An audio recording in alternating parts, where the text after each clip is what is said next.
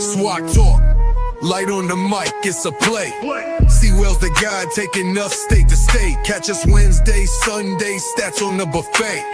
From Grand Iron to the court, we got the say. Football spirals, hoop dreams in the chat.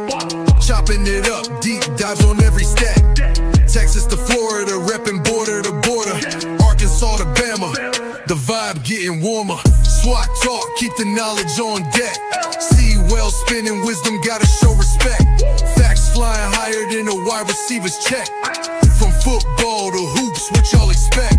Guests roll through, dropping stories untold. Legends from the SWAT, spitting straight gold. Locker room vibe, secrets unfold. CW heavy like a championship hold. The South's got a rhythm, a culture to match. Each stat, each fact, another door latch. SWAT talk connects like a perfect pass catch. From Alabama skies to Florida's grass patch. SWAT talk, keep the energy alive. Wednesday to Sunday, where the legends thrive. Facts and stats sharper than a coach's knife. Ballin' on the mic, that's how we survive.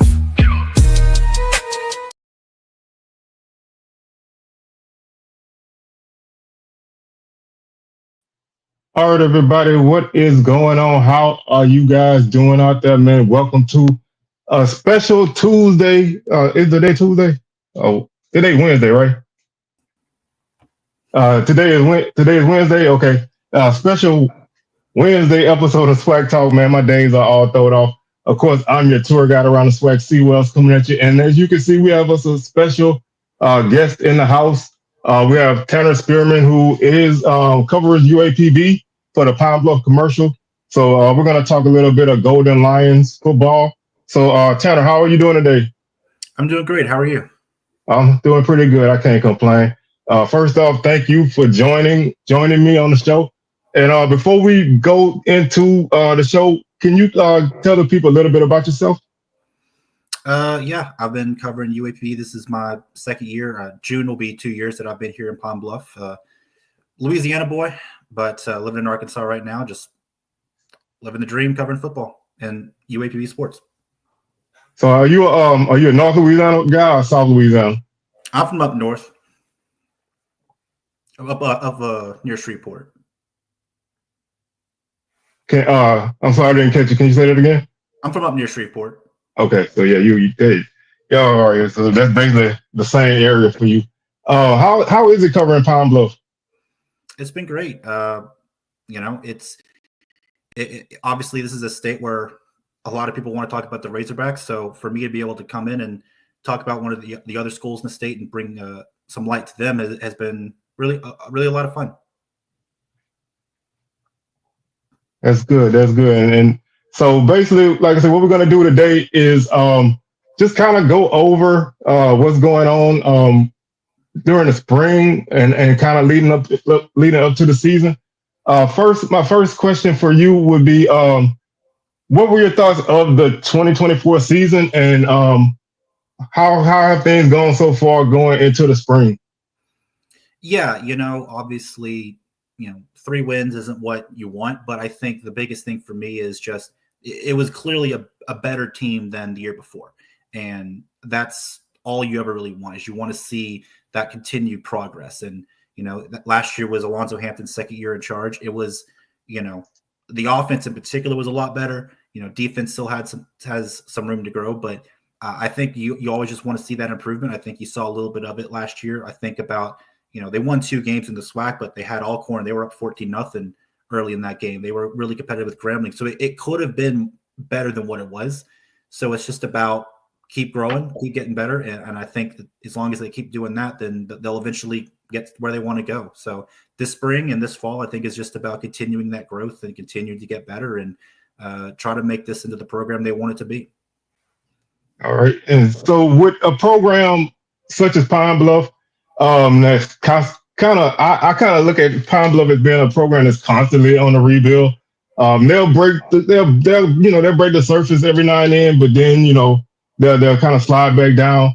In this portal era, I noticed that Pine Bluff has a lot of attrition at the end of the year. What are your thoughts on Pine Bluff basically losing a lot of their key contributors to the portal after every season. Yeah, I think to a degree that's just how college football is today. I mean, I think every program has to deal with it. Now, maybe some deal with it more than others, certainly. But I think it's just it's the struggle that everybody's facing right now. And but I think the thing that it's easy to always focus on who's leaving, but what Alonzo Hampton always says is if somebody leaves, his thought is he's just going to go get somebody better.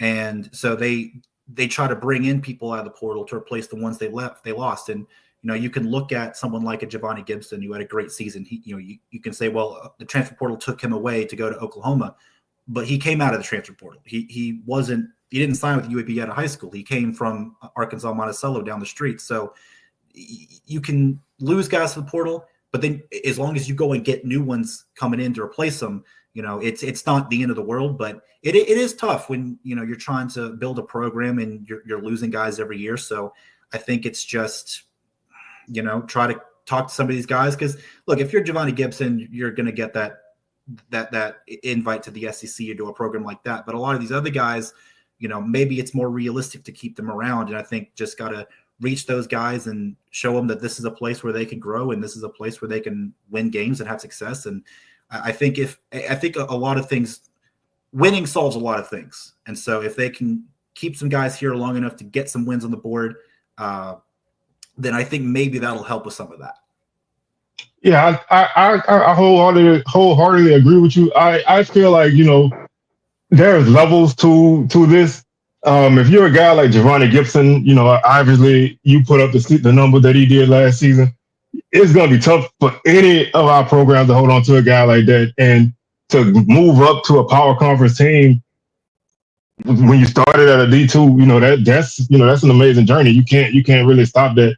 I think my biggest thing is the guys who haven't really sort of feel a lot, maybe haven't even got any playing time, that's kind of in a rush to go somewhere. Sometimes I think, you're better off kind of sticking around and helping to build. And then, once you get you some stats under you, maybe you step up. But do you think there's an avenue to kind of lessen the number of guys that leave, or do you think that's just the way it's going to be from now on? I think some of these guys, you just got to educate them on, because one thing Hampton has talked about is some of these guys, they get in the portal and they don't ever get out of the portal. They hop in there thinking they're going to go somewhere and then nobody picks them up. And I think some guys, you just got to help them to understand, like, hey, the grass ain't always greener, and there's not always going to be another option. And sometimes you're right where you are now is where you're meant to be. This is where you will be able to play and be able to have success. And, if you're not getting playing time and you want to go down a level to find playing time, okay, I can understand that. If you have Giovanni's numbers and want to move up, I can understand that. If you're somewhere in the middle, give it a year or two.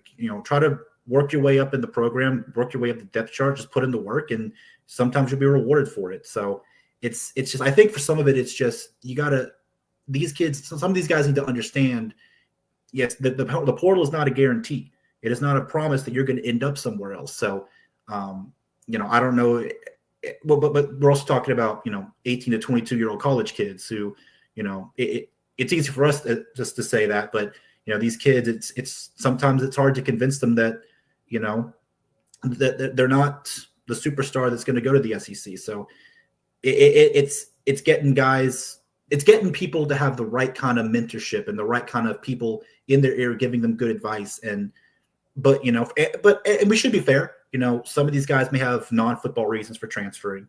Maybe they want to go closer to home, or maybe there's an academic reason they want to change major. So there are other reasons why people transfer, and I don't ever want to judge any one kid or any one situation without knowing all the details. But I think some guys just need to understand that maybe where you are is where you're going to be able to succeed the most. And so I when this all started, I thought people were going to get that message within the first few years. It's taken longer than I thought it was for that message to kind of get across. But, we'll see if a few more years, if we see more and more people getting stuck in the portal, maybe people will start to understand that, but we'll see. Yeah, two things. One, I just got a comment from Zach McKinnell of the Blue Bloods. Great guy, man. He's a goat of all this stuff. He just stated that he heard that Giovanni Gibson suffered an injury at Oklahoma. So hopefully, he bounces back, and gets the opportunity to kind of show his stuff. That's one of the rough parts of any football player. You can be injured at any point, but hopefully he can bounce back and show him what he's made of. And number two, I just saw a tweet today that said there's over 10,000 guys in the portal across all divisions. So you kind of got to weigh your options and look at the numbers. The numbers aren't necessarily in your factor if you don't have a lot to kind of back yourself up with. So if anybody out there listening, man, of course, like you said, everybody transfers for a reason. So, you never can knock a guy for whatever is going on, but just be thoughtful of what you're doing. But at the same time, when I was 18, I made a lot of dumb decisions. So, nobody really thinks clearly at that age. It's a live and learn. So hopefully it's a learning process, and, guys can do what's best for them. I always wish everybody the best when they do leave. So there's never any ill will. Yeah, and Hampton told me that the other day. He's like, he doesn't take it personally. He doesn't get mad at any kid for transferring. He just, he understands it. He just thinks that maybe some kids maybe need to think twice about it. But yeah, you don't take it personally. And I think for fans, it's easy to do that. But if you don't know all their reasons, it's better to just take a step back and kind of I don't know what I'm trying to say. Just take it easy on these kids. But some kids probably do need some good advice.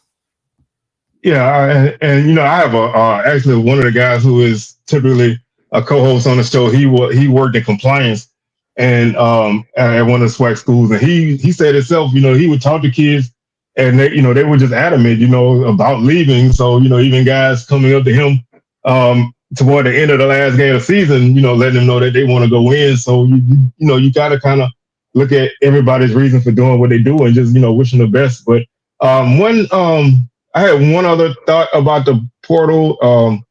It slipped my mind. I'll circle back to it. Like I said before, Pine Bluff's program is kind of, they're on a rebuild. Do you see a path for them to start to instill a winning culture? Yeah, I think so. Obviously, when you're at a place that doesn't have that consistent history of winning, it's tougher to do. But when Hampton came in, he said that UAP wins every once in a while, and he wants to make it a much more consistent thing. That is difficult to do when it hasn't been historically true, but I don't think it's ever impossible.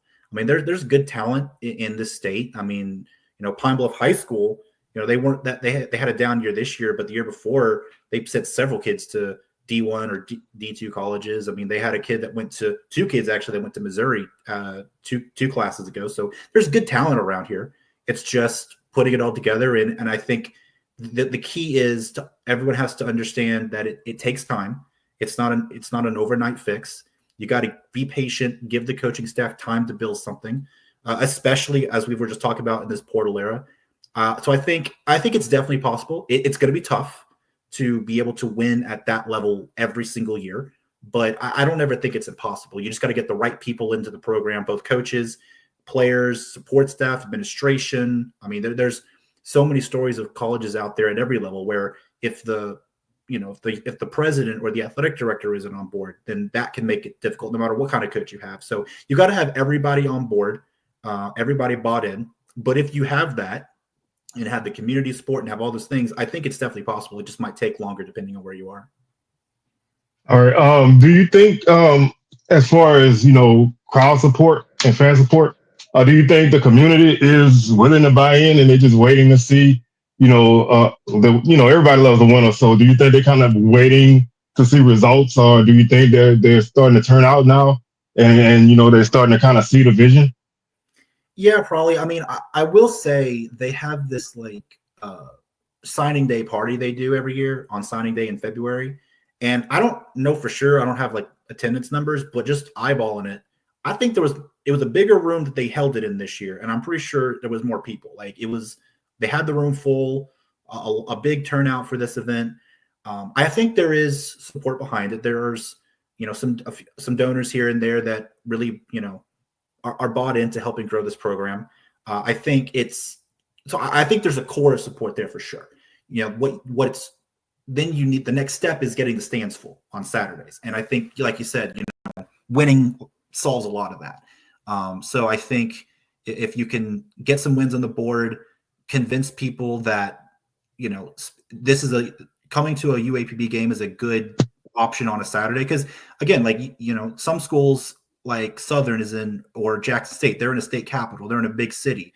Pine Bluff's a smaller city. You know, Little Rock's about an hour away, and you got a lot of fans there, so it's not that bad. But you know, it's one of those towns where, you know, a lot of the fans may not live in town, so you got to get them to come in from out of town. And so when you're coming in from out of town, winning makes it worth it to make that trip more frequently. So I think, you know, there's definitely booster support and donors and all those kinds of things. I think they just, you know, need to win a few more games to get those stands to start filling up. Yeah, I think, like I say, you know, everybody loves a winner. So that, you know, winning is a great deodorant. You know, it masks a lot of issues. So a lot of times if you can, you know, pull off a win or two here or there, people, you know, they ignore some of the problems. But Pine Bluff typically has, you know, a good home schedule, you know, with the rotation in the conference. And, you know, getting, you know, sometimes you get Southern and Jackson and Grambling at home, same time period. You know,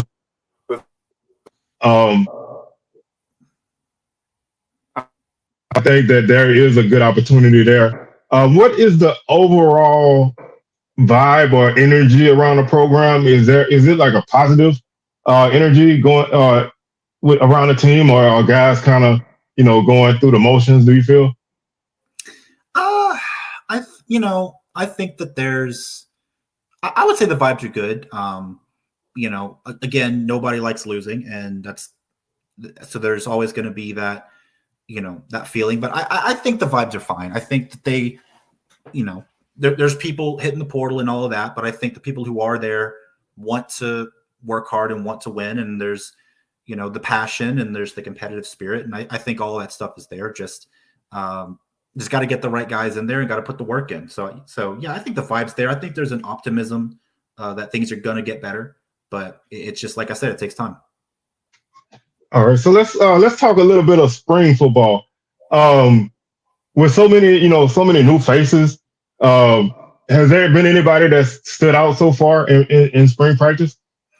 You know, it's both Alonzo Hampton and Tony Holyoke, the coordinator, independently of one another. When I asked, like, who's impressed you, who surprised you, they both mentioned Kareem Burke. He's a wide receiver, transferred in Florida A&M last year. He played a little bit. We didn't see, you know, he was kind of down the list of receivers a little bit, but they both have said that he's really, like, I think one of them said the light has flipped for him this spring, and they think that he's going to have a great season and kind of be the player they thought they were getting when they signed him out of FAMU. So he's a guy that they're excited about, and you know, whether he can put up Giovanni numbers, we'll see, but they think he's going to be, you know, a great option at receiver. You know, there's a freshman quarterback they signed out of Mississippi, Garrison Davis, who literally should be in high school right now. He was in high school last semester. He was an early enrollee. They've said some really great things about him. Obviously, there's 4 other quarterbacks competing for that job right now, so we'll see who wins it. But you know, they feel really good about him mentally. You know, kind of the football IQ they feel is really high. I think he's a coach's kid, so they're excited about him. Christian Peters, another quarterback that transferred in from a D2 school, Shaw University. They like what they got in him. They got a wide receiver out of Maryland, Josh Richards, that they're excited about. EJ Pullins is the offensive line they brought in. So there's a lot of guys they're excited about.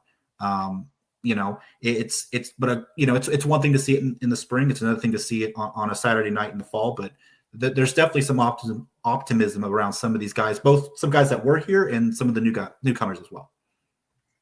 First off, you know, getting a kid to early enroll is a huge deal. You know, that, you know, I think that shows that, you know, that's a kid that's ready to get in and learn, and that's a kid that's kind of looking at the program in a positive light. So I think that's great to see, you know, to see kids do that, not just on the power level, but on the FCS level. Get in if you can, and you know, kind of get that head start. But I know Coach Hampton all last season and really the year before, he stressed the line play, the trenches. Do you think they've addressed that to some degree? I know it's hard to tell until, like you said, on a Saturday night, but do you think that they've tried to address that? Well, they've certainly tried. I mean, they brought in, I think, like I said, EJ Pullins came from a D2 school at offensive line. They brought in a couple of JUCO kids from Cisco College, Aiden Blair and Tyerick Bernal. They brought in some guys. They had some other guys that were – I know there was this one kid who was a true freshman last year. I don't know how much he played, but the last summer I went to the high school all-star game here in Arkansas, and he was that kid. They call him Tank. Randall Davis, I think is his name. He was the most outstanding offensive lineman of the all-star game. And then he comes to UAPB. He kind of had to wait his turn last year, but that's another young guy that we'll see if he can kind of break out this year or what kind of role he'll play. So there's guys on the roster. They got some guys back, got some new guys in. So they've definitely tried to address it, and I'm sure they'll probably continue to try to address that with the spring transfer portal and all of that. But that was definitely a position that even last year at Media Day, Hampton was like, we didn't get as many as we wanted. So now maybe we'll see this year they got some new guys in. Maybe that will kind of finally get that part of the field going, because that was really, offensively they made a big jump last year, but the line play was the thing that held them back. So if they can get some of these linemen going, and if some of these new guys can really contribute at a high level, then that's the one thing that they still needed to figure out on the offensive side for sure. So again, like I said, until the lights come on in the fall on a Saturday, it's hard to tell, but they've certainly put forth an effort to correct that for sure.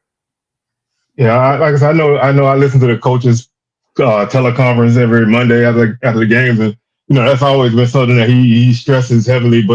And I know this because I'm a Southern fan, and I was at the game last season, and they did a good job of moving the ball between the 20s, especially with the quick passing game. But once they got inside the 20, the field shrinks, and they couldn't really open up a lot of holes to get anything going. So. I know that if you're trying to take that jump in this conference, you have to be able to run the ball, and that starts with line play. You have to also be able to stop the run, and that starts with line play. Looking at the defensive side of the ball, I know they had a lot of injuries at linebacker last season. Have they kind of taken steps to increase the depth at that spot? They brought in a couple guys. Now they just recently have had a couple guys at the portal, so I'm sure that's going to be something they're going to be looking at. As far as the spring and the summer, trying to bring in some last minute guys there. So yeah, that was definitely a position where they had some injuries, like you said. They've had a lot of guys at the portal there. So yeah, that's definitely something that they gotta see if they can figure out. I'm trying to see how many linebackers they got on this roster right now. 3, 4, 5, 6, 7. They got a few of them. They probably need to get a few more.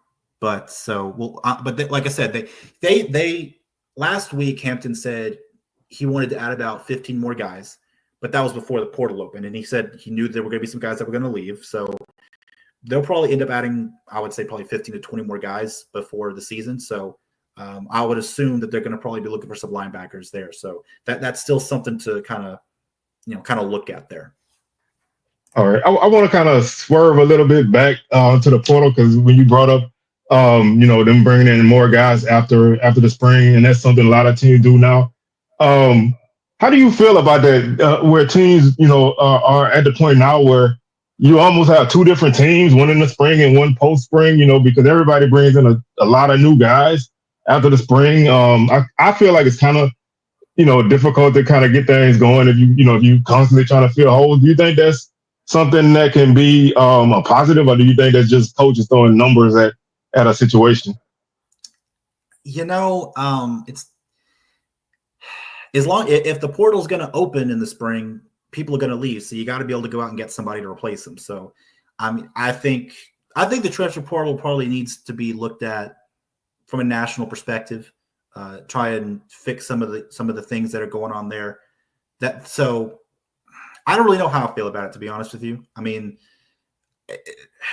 if guys are going to, and that's the thing, is where we've heard talk about some schools don't want to do spring games anymore because they don't want to show off some of these kids, in a public setting where another school might see them and be like, oh, I want that kid. And so it has created a little bit of a mess. So I don't know if that's something that they can look at and reevaluate. And then especially like you put work into teaching and coaching a kid, and then in the spring, and then the next day he's out the door. It's like that's a tough situation. So that it's just but it is what it is, and the way things are these days. So I have to think that at some point the sport is going to have to look at that and reevaluate how they're doing it. And I know there have been talk about the coaches wanted to change some things with the portal, but right as it is right now, if dudes are going to leave, you got to be able to go get some dudes to replace them. So it's not perfect, but it's where we are. It's kind of like just like a big revolving door. Yeah. One thing you just brought up about teams, kind of interested in scrimmaging other teams in spring games. I really feel like that's a undercover way to scout, especially a lower level team. You get those guys on your campus, what I'm saying, and you get to see them in person. Because a lot of these bigger schools, they basically using smaller schools as feeder programs. So to me, it's kind of like an opportunity to get them on campus for free and see them in action without actually having to play a game. So that's something I'm really kind of cautious about with that situation. But heading into the spring game, do you have anything that you want to see in particular, or you just kind of, just want to see the guys on the field? Yeah, I mean, it's pretty broad. I mean, obviously, I want to see who's going to look good at quarterback. Got 5 of them right now. We'll see if all 5 of them make it to the fall, but there's 5 of them now. Want to see who looks good, who has a chance there. Want to see some of these receivers. Want to see I want to see a little bit of everything. Yeah, line play, defense, linebacker.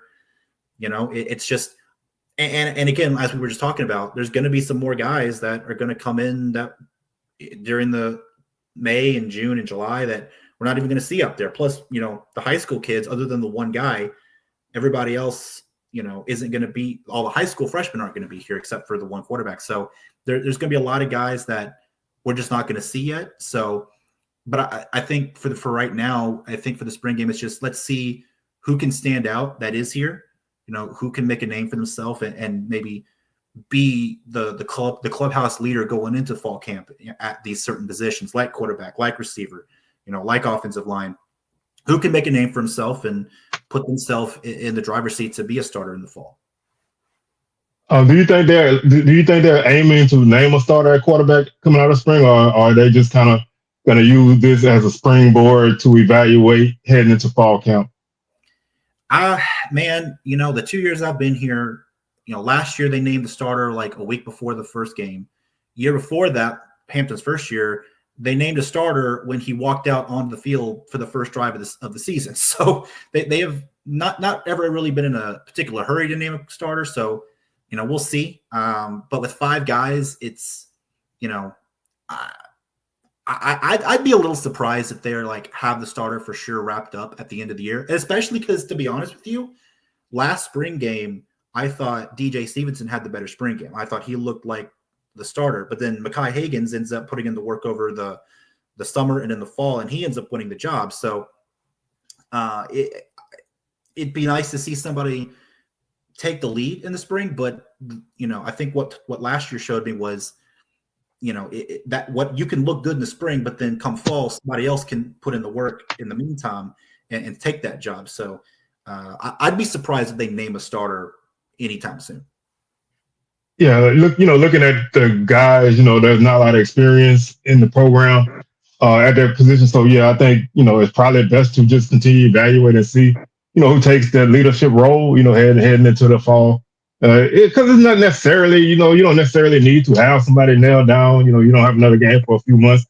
And like a lot of things can change. So I do think a lot of people are always in a hurry to name a quarterback, but the team knows what's going on. They know the guys, coaches know the guys. They're gonna figure it out. So sometimes it comes down to game 1. Sometimes you don't figure it out till game 5. You know what I'm saying? So I follow a team. We played 3 quarterbacks all year. We never really settled on a starter to the end of the season. So it is what it is. But I do want to ask about special teams because I love special teams.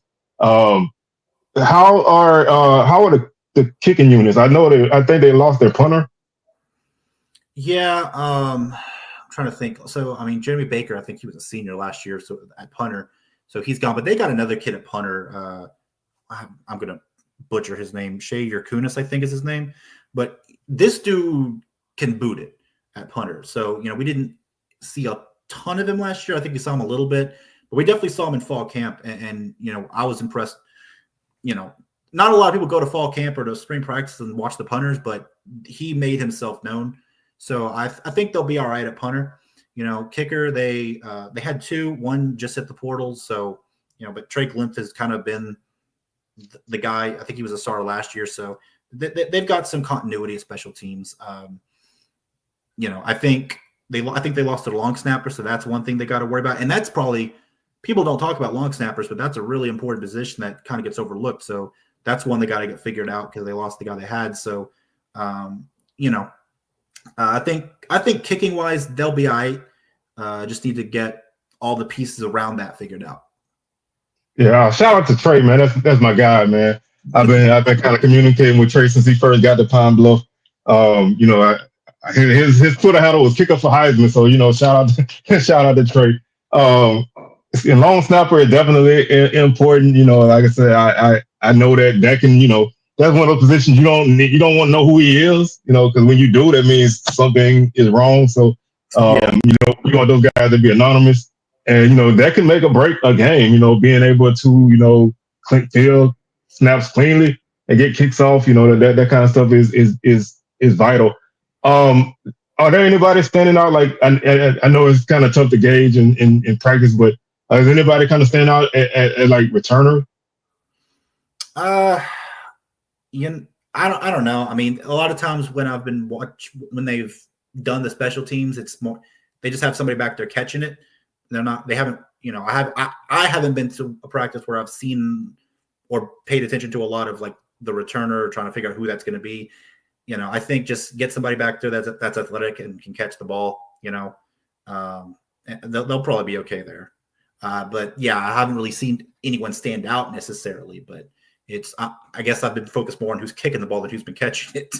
Yeah. I mean, that's very important. As long as the guy fields it cleanly, that's the first step, because if you don't field it cleanly, you're going to have more problems. And every team has somebody that did it in high school. So I think, I think you can find that guy. I don't think you're really pressed for that. You just want to make sure you got a guy that's going to field it cleanly and, not put you in any bad positions. We talk a lot on our shows about, coaches feeling pressure and heat, when they're not really doing well. But heading into Coach Sanders' third year, do you think there's any kind of, warmth on his seat? Or do you think he's okay? Because, a lot of people are not really expecting a lot. I don't think so yet. I think as long as they keep showing progress, he'll be fine. Now, if they come out this year and look the same as last year or even worse, if they regress at all, then maybe you'll start to see that heat show up. But I don't think realistically there is or should be any heat on him right now, just because, like I said before, when you're trying to build something at a place that has not consistently won, you got to have some patience. You got to give him some time. 2 years, isn't a lot of time, especially when that first year he doesn't really have an opportunity to recruit a lot of people. So, you got to give him time to build something up. So I don't think there's any heat yet. Let's see how this season goes. If they could very well have a great season and that won't even be a question on anyone's mind next year. But if they regress, then it's a different story. But I think for now he's okay. Just got to keep moving in the right direction and improving from year to year. We do have one comment from the chat. Do you know if he's signed an extension yet? Have they offered it? If you know, not that I've heard of, but that might be. I'd have to go back and look and see how long the original one was for. But that might be something they have to think about, maybe at the end of this year or next year, depending on how long it is. Because at some point you do have to make a decision, right? You gotta either extend them or don't. So, but I definitely think this year probably going to have to make a decision pretty soon. Yeah, I think the commenter said I think it was a 3-year deal, so it could be this is make or break. So I obviously want to kind of see a couple more W's stack up on the win column. Have you had opportunity to take a look at the schedule? Oh yeah, for sure. You mind if we kind of go over it real quick? Yeah, go Just to for kind it. of before we wrap things up. All right. And you can chime in on any game. I'm just gonna kind of go from start to finish, and you can chime in if you have any thoughts on any game. I do have a huge question on one game, but we'll get there in a second. They obviously open up at Texas Tech on August 30th, so I mean that's that is what it is. It's a money game. Last year Arkansas game was not pretty. Hopefully this game will be a little bit closer, but you're not really expecting a whole lot in this game. Yeah, I mean, it's just, Big 12 SEC, that's always tough. I think Texas Tech had some problems with their FCS opponent last year. So I don't know if that's a good sign or a bad sign for UAPB because, good sign, like maybe you get your hopes up, bad sign, maybe they got their antenna raised. They got to be careful. So, but yeah, those games are always tough. But we've seen things can happen. It's not impossible, but yeah, it's definitely going to be a big challenge.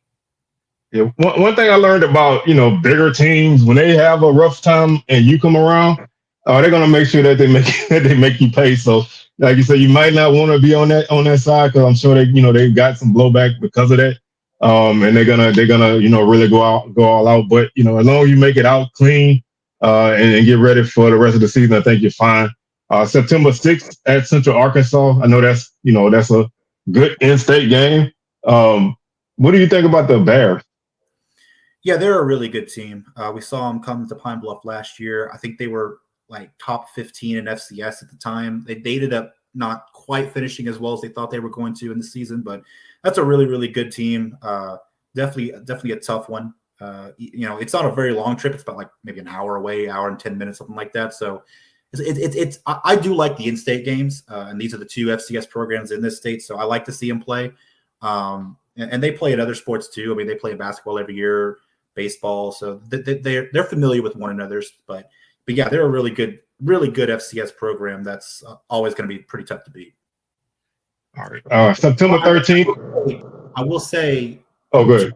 One or two of their best players from last year were seniors or are gone. So we'll see what that means for them this year. Yeah, they did have some really great defensive guy, great offensive guy. So that could be an opening for you. But that's in-state games are good. They help in recruiting. They help kind of give you opportunity to beat those guys. So we'll see what happens. This is one of my first questions, and I know about this team. I've seen them when not this exact version of this team, but Lincoln. This team is one of those teams that's really kind of like a hot button topic on our shows. How do you feel about playing games like that? I hadn't really known a whole lot about them until this got scheduled. I had heard of them because I know they'd played some other SWAC schools. I think, it is, it's here's what it is. The Southern Heritage Classic got rescheduled and they had to find somebody to play. And when you have to make a change like that to the schedule on short notice, there's not a lot of teams available. So you get what you get. So I know that there's some people that don't like Lincoln because of, their format and who they are, but, you got to play somebody. And, I think one non-D1 team is fine. I think this year, with the Classic getting rescheduled, I think that just kind of threw some things into disarray, and they kind of had to take who they could get because these college football games are scheduled years in advance these days. We see some power conference teams that will announce games a decade from now. So when you have to make some changes to the schedule last minute, there's not a lot of options out there. So this is just one of those games where they needed a home game, and they had to find who was available, and here you go. All right. Well, yeah, like I say, I understand, games, you got it's kind of like, last call, lights come on, you gotta pick what you can pick before the end of the night. But you kind of got to make it happen. But Southern Heritage Classic against Alcorn on September 27th. First year without Tennessee State or Jackson State. That's a huge deal. How are fans receptive to playing in this game? I mean, I think so. Memphis is not that far away. It's an easy drive. I think the school in particular, I can't speak for every fan, but I know the school wants to play in Memphis. They want to have a brand and an identity, and they want to be known in Memphis because what I was told is the reason they want to play in this game so badly is they used to recruit the Memphis area pretty well, but that's kind of fallen off in recent years. So they feel like if they're playing there every year and have a brand and have that brand recognition, and these people, the kids and the athletes know who UAPB is, then that can help get some of those Memphis area recruits. So I think that's why they put so much value on playing in this game. Losing Tennessee State is tough because obviously all the history and they had played in every version of this game, I think, since it had been created. So I don't think anyone loves losing a home game to play Alcorn there because that was going to be in Pine Bluff. But again, Tennessee State pulled out, got to find somebody to play, and they wanted to play in Memphis, so they had to make it work. But so I was just gonna say Alcorn, it's not like they're making a long trip, so it's close by for them, a chance to go up to Memphis, and so I think it's not Jackson State versus Tennessee State like it used to be, but it's still two schools close by. It's a close trip for both of them, so hopefully we'll see a good fan turnout because I think it's. These classics are always a big deal and a lot of fun, especially the SWAC. So I hope the fans will embrace it. Arkansas, Pine Bluff and Alcorn always have strange games. So, I never, I'm always looking for that game because it's, if anything happened last year, Pine Bluff was over like 14-0 on Alcorn before, they let it go. So, then there was that big comeback a couple years ago. So, it's always something strange when these two teams play and, you put them in a big stadium, maybe, you get some magic going on. Do you think there's a possibility of a long-term participation for Pine Bluff in this classic, or do you think it's going to be more like a year-to-year basis? I think UAPB definitely wants to play in this game, and I think they want to play in it every year. The question is going to be, who are they going to play? If it's not going to be Tennessee State, if it's not going to be, I would be surprised if it's Alcorn every year, but it could be. I mean, I just don't know right now. But I think this particular matchup, again, like I said before, it was kind of, Tennessee State pulled out, during the offseason, so they had to find somebody. Whether it ends up being Alcorn long-term, we'll see. But I definitely think UAB is very interested in playing in this game, whoever they play. Now, obviously, you want somebody that the fans are going to get excited to play. You can't just play anybody, but I think UAPB definitely wants to continue playing in Memphis for sure. All right, so that takes us to our next game, October 4th at Texas Southern. Game usually later in the season is earlier in the season, so it's kind of different. Should be an interesting matchup. I thought these two teams had a pretty entertaining game at the end of the season. I don't know. I feel like they're kind of going in different directions, but do you have any thoughts on the Tigers?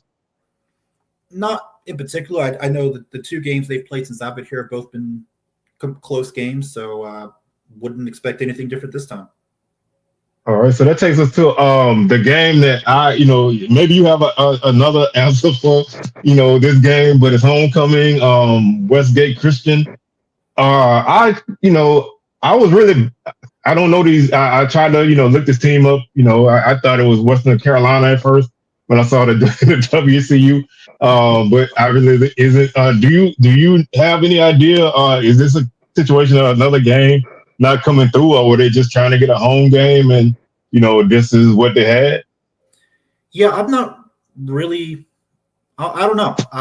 To be honest with you, how this one came up, I guess maybe in the summer when I have some more time, I can dig into it. But I think they're from Houston, I believe. But yeah, it's one of those things where, and I think that this wouldn't look as weird if they weren't also playing Lincoln. Like I said, I think one non-D1 opponent I'm fine with. Two of them is a little weird, but it is what it is for this year. I think, like I said, with the classic, they just kind of had to get what they could get. But yeah, this is interesting because usually they've played SWAC opponents for homecoming, so a little bit of a different approach this year. We'll see how it works out. Yeah, I mean, if you're gonna play those kind of teams, homecoming is probably the best. Give you a chance to win a game, and you don't have to worry about people not enjoying homecoming because people always just come to see you win. So this is an opportunity to pick up two wins that you probably wouldn't get. So, hey, more power. I'm just not a fan of these guys. I don't know this team, so it's always skeptical when you play somebody you don't know because you don't know what they're coming with. And it's always kind of one of those iffy things. But Golden Lions stay at home the following week against Grambling. That should be a pretty entertaining matchup as well. I know they had a pretty, I think it was a relatively close game last season, but anytime Grambling comes to town, I think it's also an interesting matchup.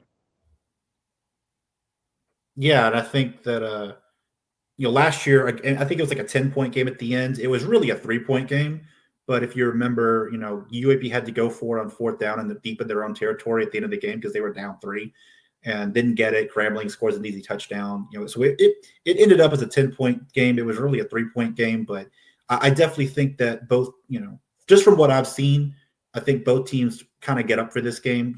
I think there's that extra little bit of intensity. Obviously, they're one of the closest schools in the SWAC to Pine Bluff, so maybe there's a little bit of that. So there's usually some fireworks here and there when these two teams get together, I've noticed. All right, let me throw one thing in there before we continue. We only have a couple games left. We always bat it around, but do you have any idea who Pine Bluff considers a rival in the conference? I've been told Valley. That's one team that I've been told. I could see Grambling being one of those teams, Alcorn. I just think it's, a lot of the schools in the SWAC, they have the obvious rival because it's an in-state team, right? Like Grambling and Southern or Tech Southern and Prairie View. I think when you're the only team in your state, it's a little bit, different. I think there's a little bit of something with Valley. Football-wise, I've noticed at least the players, between UAP and Grambling have kind of gone at it a little bit. So, it's just one of those deals where, like I said, when you're the only team in the conference or in the state in your conference, then you're kind of on an island. But I say that Valley's like not that far away. So Valley's definitely one of those teams that could definitely be. Yeah, I mean, it's like they both kind of, at the northern point of the conference. Like I said, they're not that far away. They neither one of them necessarily have a individual partner. So, and they tied together because of basketball. So, I guess, Right. it kind of fits. It kind of fits. Next up, Golden Lions take a trip to Daytona to take on Bethune-Cookman. That's another team that's, had their ups and downs. I think that I don't know the distance between Pine Bluff and Lubbock, but this is probably the longest trip that they take. What are your thoughts on that matchup?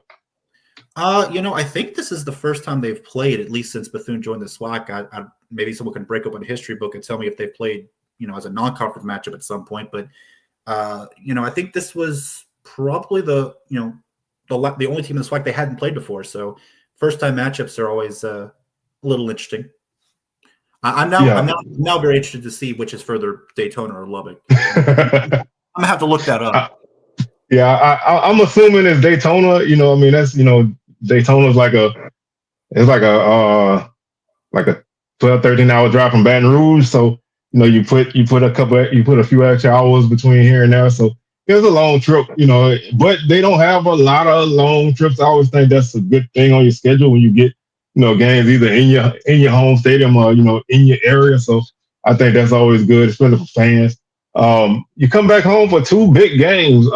You get Southern on November 1st and FAMU on November 8th. So that's a nice little back-to-back home games. And hopefully you have a good turnout for both.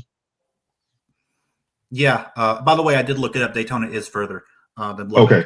But yeah, Southern and FAMU back-to-back it's a little bit of a gauntlet, right? I mean, 2 really, really good teams. I think Southern won the West last year, and FAMU, 2 years ago won everything. So to have them back-to-back, you kind of like to have Westgate Christian in between these 2 games, kind of buffer it. But yeah, that's 2 gauntlet games. But I mean, hey, if you win either of those games, that's a huge win for you. So, but yeah, November is definitely going to be a tough month for sure. Yeah, if I had my choice, Jake can win November 8th and lose November 1st. I'd be very happy. I'm not, we have a relatively good history against Pine Bluff, other than spring of 21, they beat us. Every now and then they get us, but hopefully this is not the year. And then they close out with 2 road games back to back at Prairie View and at Alabama State. Those are both interesting games. They beat Prairie View last year. I don't think they played Alabama State last season, if I'm correct. Maybe I don't think they did. No, but those are 2 interesting games. Prairie View new head coach, so that's they beat them last year. So that's maybe a game that you might be able to steal. Yeah, that's one. Obviously when you're looking ahead, you kind of look at, well, who'd you beat last year, and you're trying to figure out, maybe we can beat them again this year.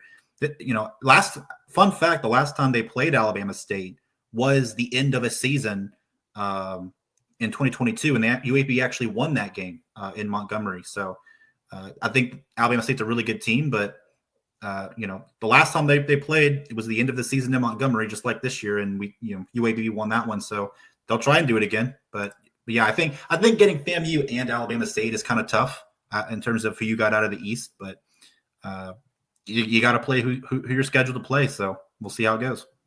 Yeah, I think a lot of time when you look at your schedule and you kind of looking at your wins and losses, it really comes down to who you draw out of the East. If you're a Western Division team, and it kind of looks, it's kind of like who you draw the East. This year Southern has Jackson State and FAMU. We typically always going to have those 2 teams unless Jackson State rolls off the schedule. But you got other teams that get Valley and Bethune, so it kind of balances it out. And it comes down to division games. And last season, Pine Bluff didn't have a lot of success on the road. I think that's going to be a key if they can, the difference between a okay season and a good season is going to be winning on the road. Yeah, especially when you only have 3 conference home games. So you're going to have to win some games on the road if you're going to have the kind of season you want to have. And they didn't do well last year, but the year before their one SWAC win was on the road against Texas Southern, so they can do it. Just got to try and do it this year. Yeah, winning on the road in the SWAC is it's tough. There's a lot of places that are kind of tough to play, and then sometimes you have that little extra help from the stripes. Sometimes on the road you don't get those calls that always go your way, but if you can put yourself in a position to steal a game or 2, I think that can be a good building block for you. And the West is always in flux, so I never count anybody out until the season starts. I don't really pencil anybody as a head and shoulders leader, but everybody in the West has a shot until we really get deep into the season. So all in all, I think it's a pretty manageable schedule.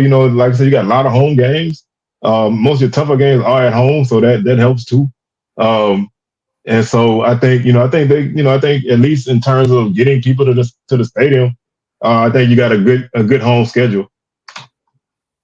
Yeah, I mean FAMU and Southern. That's the people are going to know who that is. So those are the kind of games that are going to draw some people there. Grambling, of course, I'm sure Grambling will bring a pretty good crowd. They're not, like I said, not that far away. So, but yeah, those road games are tough, especially when it's like last year and 3 out of the 4 SWAC road games are somebody's homecoming. So they've got the biggest crowd of the season.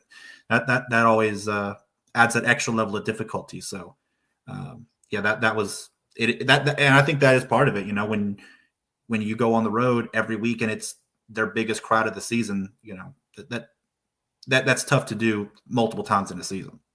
Yeah, you don't really get a chance to kind of catch somebody off guard. You're catching them when they antenna all the way up and they're ready. So like I said, I think other than closing out on the road with 2 straight, I think it's a balance. I like a schedule that doesn't have a lot of road games back to back. Kind of sandwich them in there. Only one open date early in the season, so that's going to be something to look out for, especially a team that's battling depth issues. But all in all, I think it's a pretty solid schedule, minus those other 2 games. But you can't really do anything about that at this point. So that's Pine Bluff schedule. We're gonna wrap it up here, man. Tanner, I thank you for tuning in. I thank you for joining me. I wanted to get somebody to kind of know a little bit of the ins and outs of what's going on at Pine Bluff. I didn't want to spend my time trying to guess because they don't really have updated rosters and stuff, so it's kind of hard to figure out who's back and who's not. Can you tell the people where they can find you?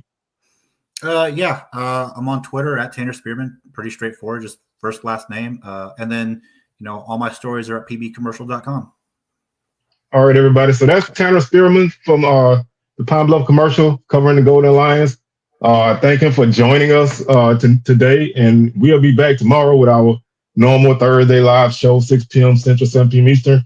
Also, I think I'm scheduled to get together with my boy Lionel if he's still in the house. I think we're supposed to get together next Wednesday, so y'all keep it there. And I got hopefully a special guest coming on Monday. I can't really let the cat out the bag yet until I get it finalized, but got hopefully a good show coming on Monday, and then whenever else I can get in this office and put together a show, I have more for you. So I thank y'all for tuning in on this Wednesday and being a part of the show. And Tanner, again, I thank you, and we'll catch y'all on our next episode of Swag Talk, and of course Swag Smoke tomorrow. So we'll see y'all then.